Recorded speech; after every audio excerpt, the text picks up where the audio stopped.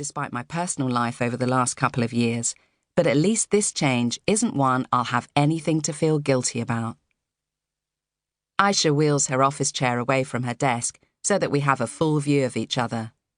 So, there will still be booze? The desperation in her voice makes me laugh. Yes, no need to worry about not hitting your daily alcohol quota. It'll still be available for those who want it. She breathes a sigh of relief. Thank God for that. I'll need a bit of Dutch courage if I'm finally going to summon up the guts to ask Simon out. I'm going to do it this week. I really am this time. I sigh inwardly at the mention of the handsome young web developer who Aisha's had her eye on from the moment she first joined Pink Fish 3 years ago. Every week since she started working as my assistant, she's promised to ask Simon out. She's come close to it occasionally, like the time when she got as far as asking him if he liked Japanese food because a new sushi bar had opened in town. She'd been just about to suggest that perhaps they try it out together when the fire alarm went off and everyone had to evacuate the building. It had been a false alarm, but by the time we'd all filed back in 20 minutes later, she'd lost her nerve.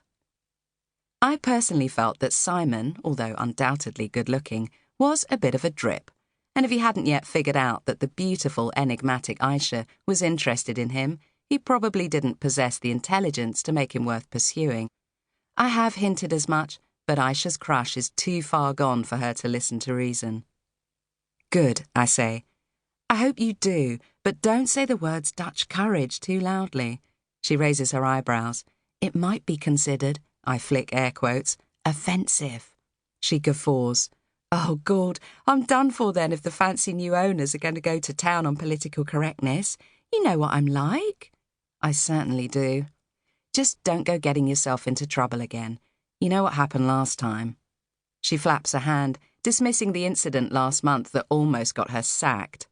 Oh, I didn't mean anything by that. It was just a joke. I know.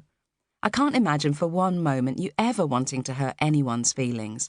But you've got to remember to engage your brain before you open this. I tap my lips. She tuts.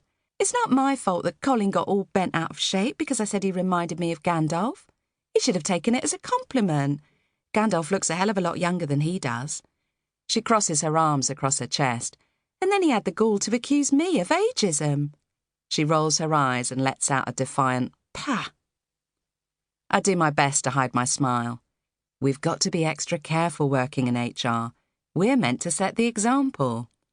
I give a teacher-like nod to which Aisha screws up her face.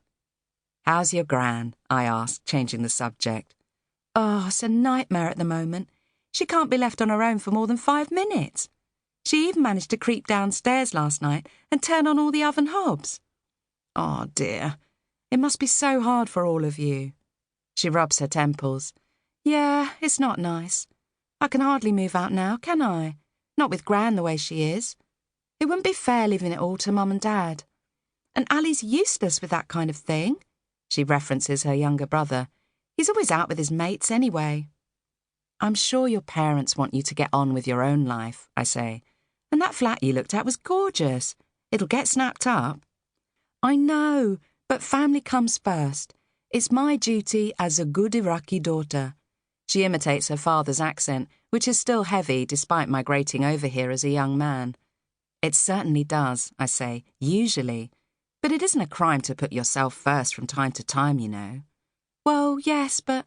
Aisha, I cut in. You're one of the most caring, thoughtful people I know. It's one of the many things that's so wonderful about you. She blushes at that and hugs her arms tighter around her chest. I just want you to be happy, that's all. And sometimes that might mean doing what you want for a change.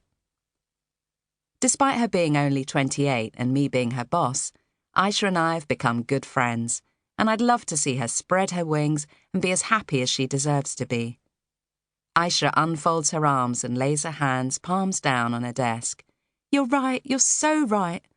I hereby promise that I absolutely, definitely, 100% am going to ask Simon out this relax and hop off or whatever they're insisting we call it now. Asking Simon out wasn't quite what I was getting at, but since she seemed so emboldened at the prospect, I let it go. As long as I can have a glass of wine first.